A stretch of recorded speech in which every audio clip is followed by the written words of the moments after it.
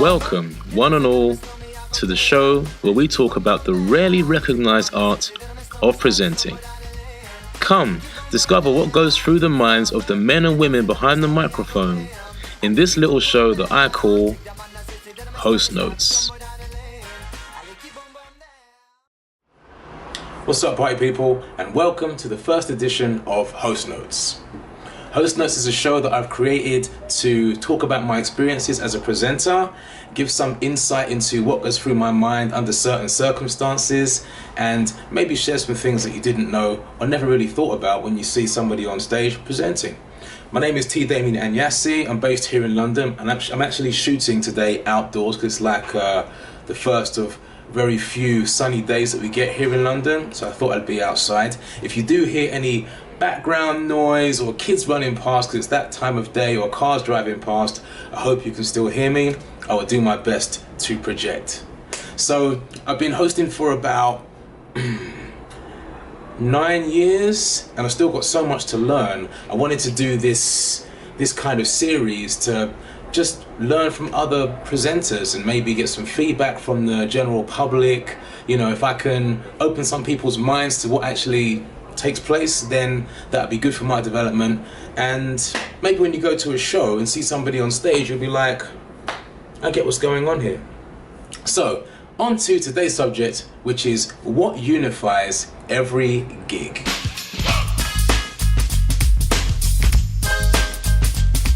Okay, so I've got 9 points that I want to go through. I'll go through them quite quickly, but I will be concise so that you guys can get some idea of what's going through my brain. So the first thing on the list is keeping to a schedule. Really, if you're a presenter, your main job really is to make sure that things run on time. You want to ensure that you're properly prepared. You want to know how much time there is for different sections. There may be several different things going on, but ultimately, rarely is it just a free-for-all where you just turn up when you like, do as you like, leave when you like. There's normally a schedule in place, so it's very important that we keep to a schedule. As an audience member, you might not really be aware of what's going on behind the scenes to help things run on time, but I'm sure over the course of the series, you get more of an idea of what kind of things are involved. The second thing is having a briefing. You have to have a briefing before you start a gig because, as I said in the previous point, rarely do you just turn up and do. Somebody is paying you to be there to do a particular kind of thing in a particular kind of way, in a particular kind of time frame for a particular kind of audience, and that should all be there in your briefing. If you are a presenter and you're going to go into presenting and you don't feel like you've been briefed properly, you don't have the information that you need from the person that's actually running the event, sometimes you may need to go and source this information yourself. I can remember times when I've had to run around, especially at dance events, where I've had to run around different artists or the DJs or the judges to get some information so that I can do what I need to do more effectively. But I think the bottom line really for presenters and for the briefing is make sure you're aware of what the desired outcome is for your event. That's really, really important. For example, if you're at a party and you're just there to like hype up the audience, then maybe the desired outcome is people are having a good time, everybody's busting a sweat, people are interacting with one another, the photographs look really, really good that you take of the night. That might be your desired outcome. Then alternatively, if you are, hosting a battle or a competition or something like that, the desired outcome might be you have to get the dancers on and off stage in a particular time frame, and we're looking to find a winner by X time, by certain means. So it's very important that you are aware of what the desired outcomes are for your particular event. Have the briefing, get it done. Point number 3, researching your facts. Know what you're going to go and do. Know what to expect when you get there. If it's a brand new event or it's never been done before, there's few things that have never been done before. So if you can find something similar to what you think the event's going to be like, Go and do some research. Find out who the important people are, or find out what the audience are going to be like. Find out what the location's going to be like. Is it easy to get to? I don't know, does something happen at a particular time that's going to affect the event? You know, research the important facts that are going to make your life easier. It's going to make your job easier to do. Yeah, research the facts.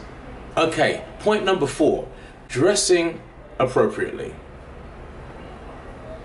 Now, I don't know if I need to elaborate on this that much, but depending on the audience or what you're turning up to do, you want to have a certain outfit on that when people see you, they can understand, I'm ready to listen to this person, because under these circumstances, their presentation says, I know what I'm doing, I know what I'm talking about, I know why I'm here. So dress appropriately for the gig. It kind of comes from the briefing and the research and all of that stuff. All of these things are preparatory things so that when you do step on stage, or when you do step in front of camera, or whatever circumstances you're under, you look the part, you feel prepared.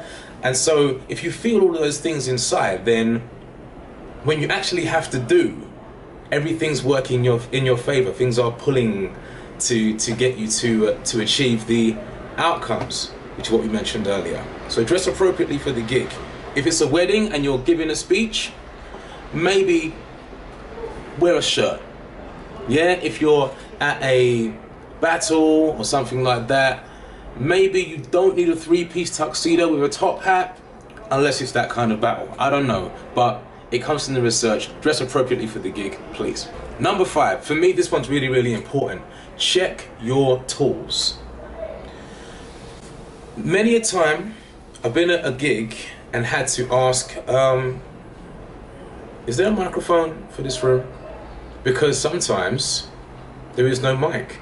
Sometimes the organizer or the technician may not have got round to it, or maybe they're charging the cordless mics, or maybe they just forgot. Or maybe you had to bring your own equipment, but make sure that the tools that you need to do what you have to do, you have them at the earliest possible convenient time so that you can then do your thing. If you need a clipboard, have a clipboard. If there are no clipboards and you know there's no clipboards, then at least you can get in the brain space to be like, okay, cool, there's no clipboards, I'm gonna manage. Or if you're presenting to camera, maybe you're like a newsreader or something like that, have your notes clear on the table. Have them all set out in order. Make sure that everything's there. The tools that you need are over important. If you need a glass of water because your mouth runs dry, make sure you got a glass of water on standby, because there may not be an opportunity to go and get that in the meantime. In fact, I'm gonna go get one.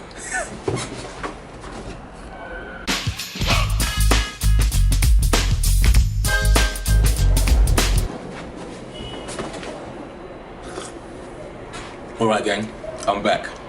It was worthwhile, it was worthwhile. I didn't have all of my tools ready, and it kind of made things a little bit inconvenient, but thankfully through the power of video editing, it's kind of worked out. But it just goes to show, under any circumstances, because there's so many unpredictable things taking place at an event, you need to make sure that the tools that you need, you have them. That's very, very important. Okay, on to the next point. Number 6. Gauge the mood of your audience and set the feel of the event.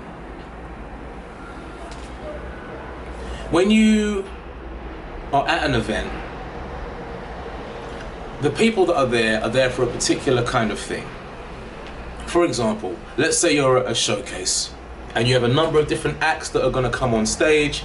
Everyone has paid their money to come and see the acts. And so you're not really the star of the show that day. Your job is to facilitate the acts, get them on and off stage, and try to keep the audience vibrant so that they can give their energy to the acts that are coming on stage. That's very important. If you get to an event and the audience are all like, oh man, how long is this going to take to start, blah, blah, blah, blah, blah, then as the host, it's kind of your job to find a way to get them get their energy up. We all have our different means of doing this, but if you're about to bring acts on stage who've probably been rehearsing for a very long time to come and showcase their talents, and you have an audience that aren't ready to receive those talents,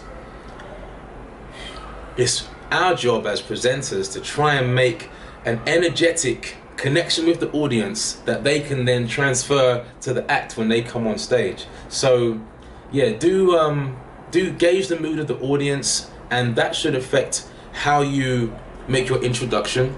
It should affect how you introduce the acts. It should affect where you stand on stage and how you do everything. The audience is key, because if they're pumped up, they're going to be pumped up, the people that come on stage, and that's our kind of role.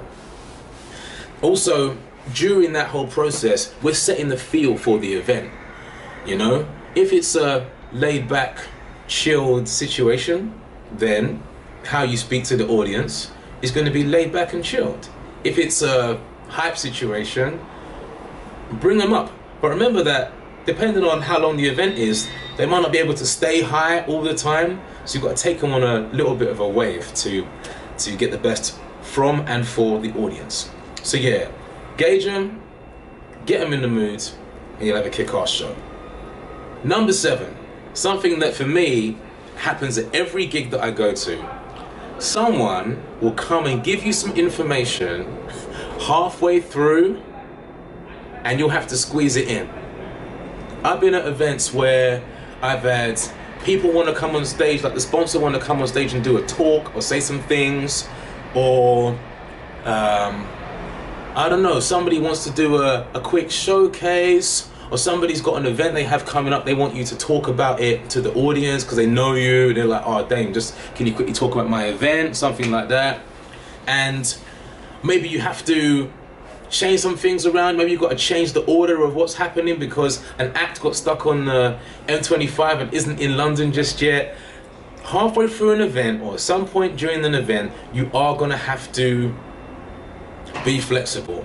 And I think that that's often, particularly for presenters, I think that that's an underappreciated skill, is being able to work things out when things are getting tricky, being able to make things fit where there really is no space to fit them, and do all of that stuff and try and stay on schedule.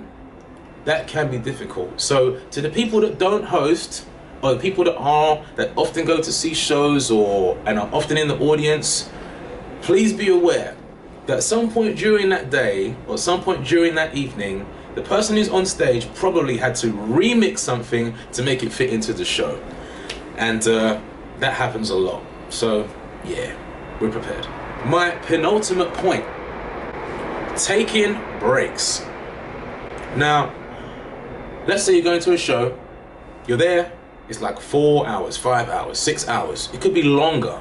If you're at a showcase, it might be like 3 hours, 4 hours. If you're at a battle, it might be all day, and both the audience, the technical staff, which could be lighting, sound, or judges or DJ, the artists themselves, and the presenter, everyone needs to have a break. And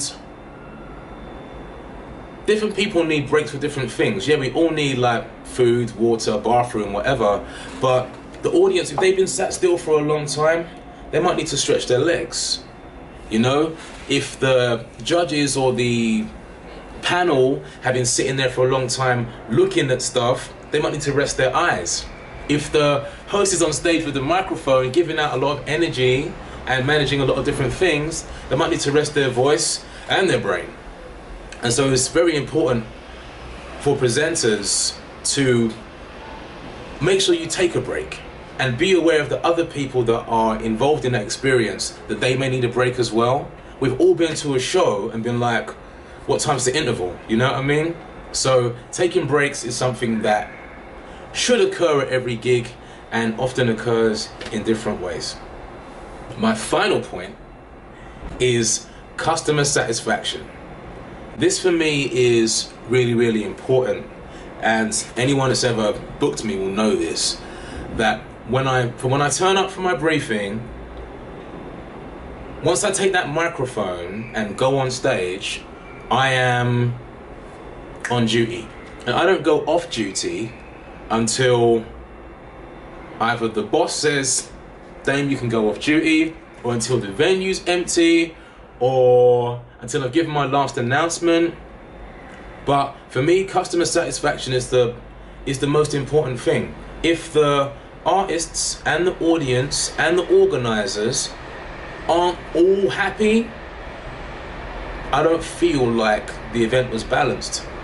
And you know, in the fact that everything kind of goes through you as the presenter, you know, you've got the manager and you've got the audience and you've got the artists, everything kind of goes through you. And if everyone's not at least somewhat happy and somewhat satisfied with how the event was run, what they've seen and what they've experienced, I take that kind of personally.